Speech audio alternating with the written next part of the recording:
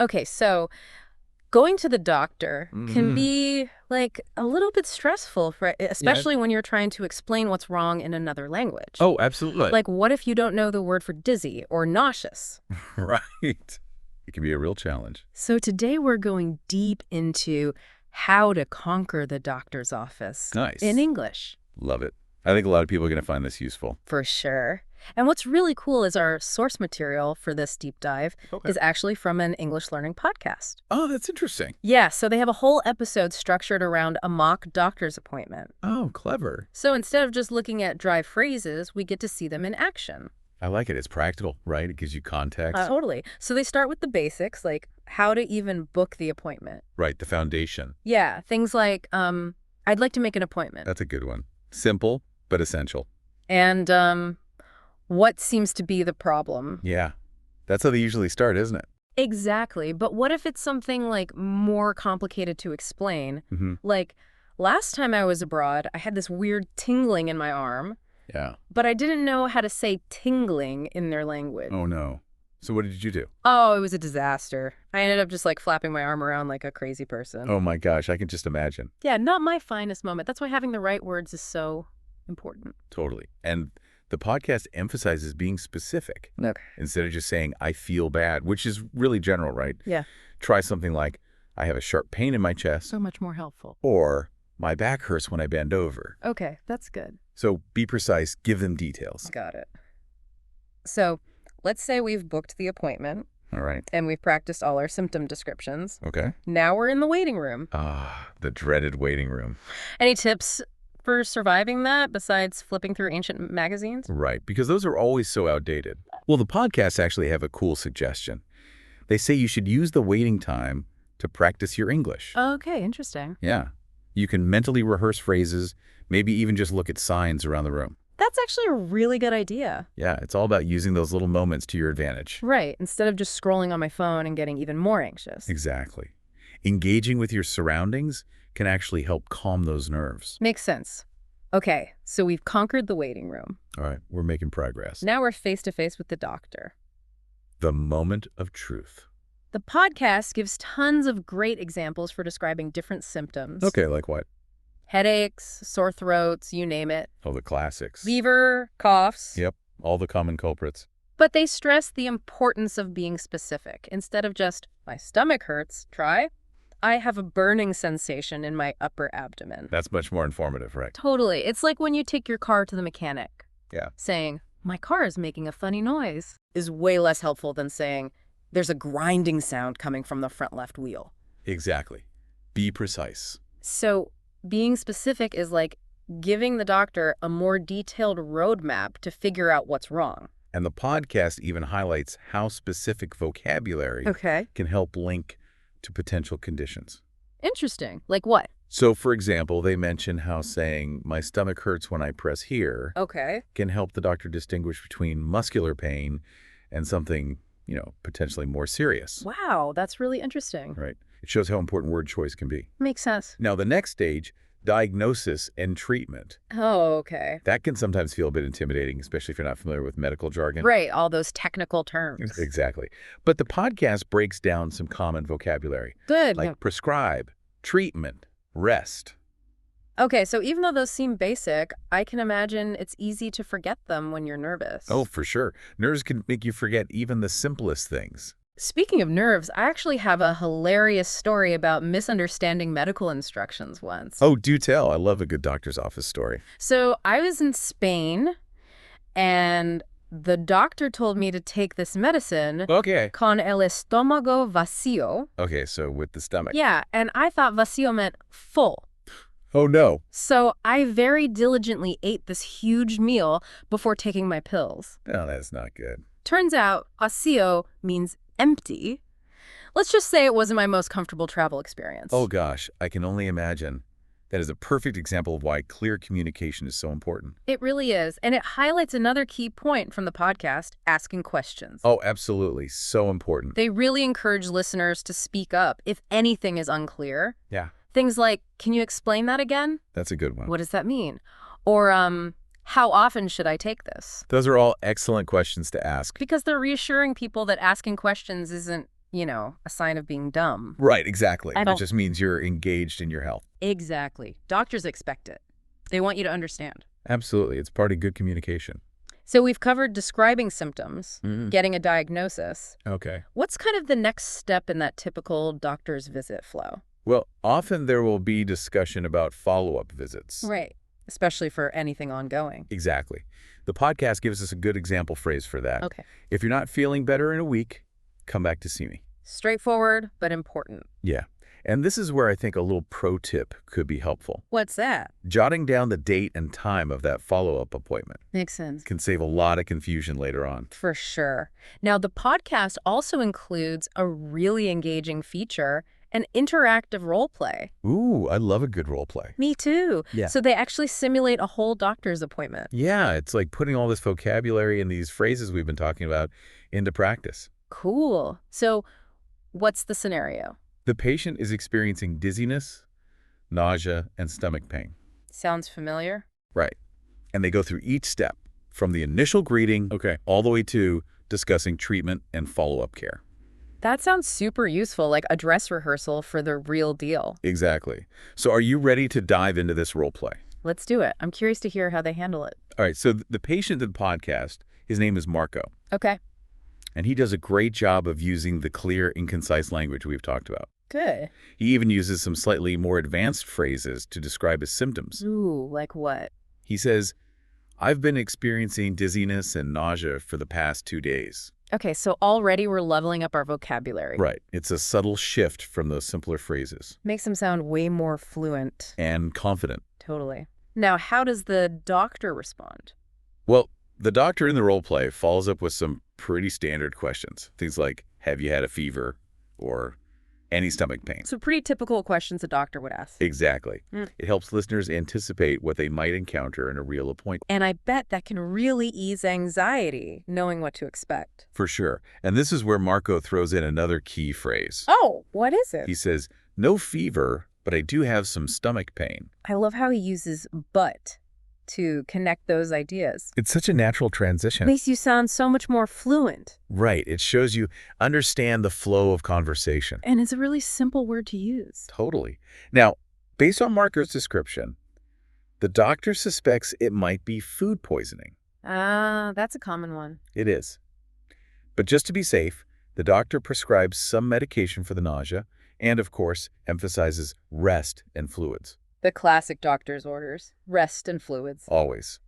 But here's where Marco really shines. Oh, what does he do? He asks, how often should I take the medication? That's such a good question, even if it seems obvious. It is. But it really demonstrates how to be an active participant in your own healthcare. I think that's one of the biggest takeaways from this episode. Totally. You don't have to just passively accept whatever the doctor says. Right. You have a voice and you have the right to ask questions. Exactly. And that's even more important when there's a language barrier involved. Absolutely. Speaking of language barriers, this role play also highlights another challenge. What's that? Medical jargon. Oh, yeah. Those technical terms can be tricky. They can be. And while the podcast doesn't go super deep into specific jargon, Okay. they do offer some good strategies for dealing with it. Like what? They recommend making a list of any unfamiliar words or phrases that come up during the appointment. Okay. Then afterwards you can look them up or ask someone to explain them. That's a smart approach. Right. It takes the pressure off of having to understand everything perfectly in the moment. Totally. And I think that's something I struggle with sometimes. What's that? I feel embarrassed to admit I don't understand something. Oh, I get that. It's natural to feel that way. But I realize now it's much better to ask than to walk away confused. Absolutely. Clarity is key. So going back to the role play, even though this suspected diagnosis, food poisoning, seems like a pretty acute situation, Right. it actually highlights a broader point about healthcare in general. What's that? Doctors often recommend follow-up visits, especially if symptoms persist. Totally. They want to make sure you're on the right track. So that phrase, if you're not feeling better in a week, come back to see me, is relevant even for less serious things. Absolutely. It's all about ensuring proper care and addressing any lingering concerns. Right. And this subtly touches upon the importance of ongoing care for chronic conditions like diabetes. Right. Or asthma. Where regular checkups are crucial. Totally. So even though this episode focuses on a more immediate health concern. Okay. It reminds us that clear communication is vital for all types of medical interactions. This has been so insightful. We've covered everything from making the appointment to handling those follow-up visits. It's been quite a journey, hasn't it? It has. I feel like I could walk into a doctor's office in any English-speaking country and confidently communicate my needs. That's the goal. So what stands out to you most from this deep dive? For me, it's the emphasis on being proactive, asking those questions, clarifying instructions, Yeah. being specific with your symptoms. Okay. Those are all ways to ensure that you're an active participant in your healthcare journey. Love it.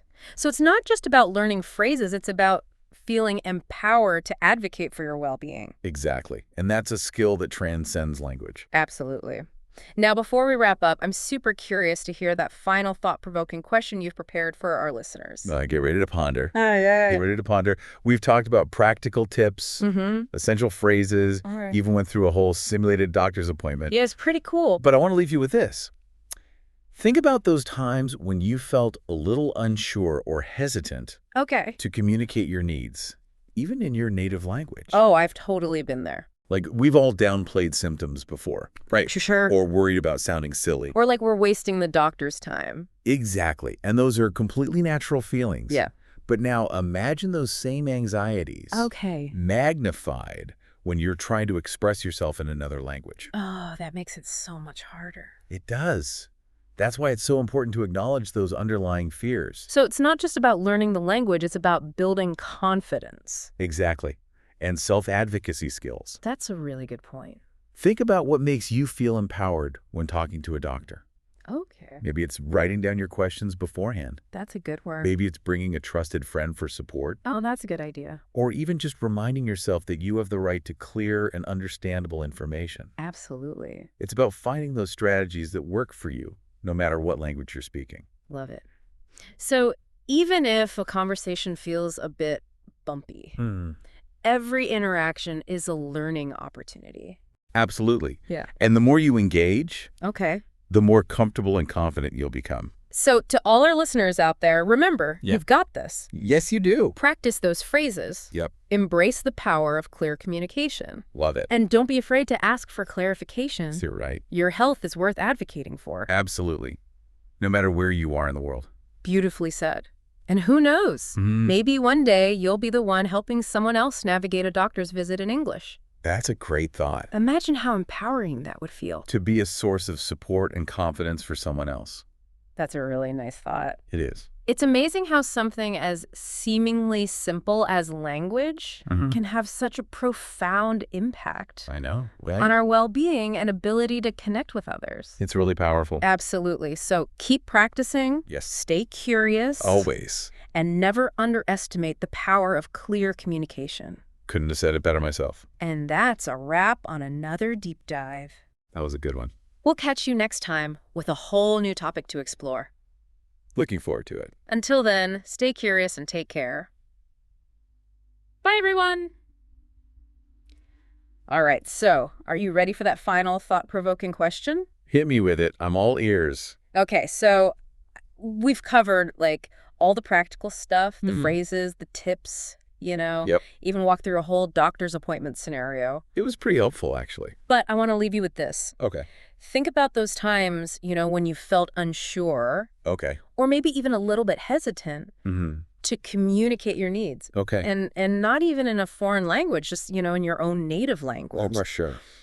Like, think about it. We've all been there. Yeah. We've downplayed symptoms, right? Riley? Worried about sounding, I don't know, maybe a little silly. Yeah, like we're overreacting or something. Exactly. And those are completely natural feelings. They are. But now imagine those same anxiety. But magnified, because you're trying to, express yourself in another language. Oh, yeah, that adds like a whole other layer of stress. It does. It can feel really daunting. For sure. That's why it's so important to acknowledge those underlying fears. Okay, so it's not just about learning the language. Right. It's about, like, building that confidence. Exactly. And those self-advocacy skills. Oh, I like that. Yeah. Self-advocacy. Yeah. Because ultimately, it's about being able to communicate your needs effectively, no matter what language you're speaking. That's such a good point.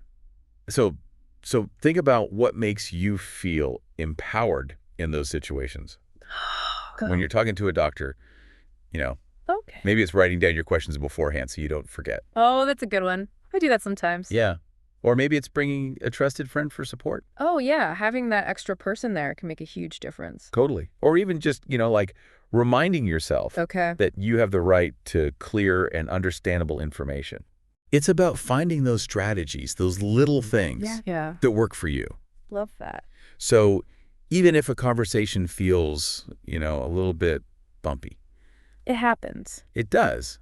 But every interaction, every time you put yourself out there, Right. it's a learning opportunity. That's true. And the more you engage, the more comfortable you'll become. Absolutely. No. It's like anything else. The more you practice, the easier it gets. Exactly. Yeah. So to all our listeners out there, Yes. remember, You got this. you've totally got this. Practice those phrases. Yes. Embrace the power of clear communication. I love that. And don't be afraid to ask for clarification, Ask all the questions. because your health is worth advocating for, Could not agree more. no matter where you are in the world. Beautifully said. And that wraps up another deep dive. This is a good one. We tackle a really important topic today. We did. And I hope our listeners feel empowered to take control of their health. Me too. So until next time, Stay curious. and take care. Bye, everyone.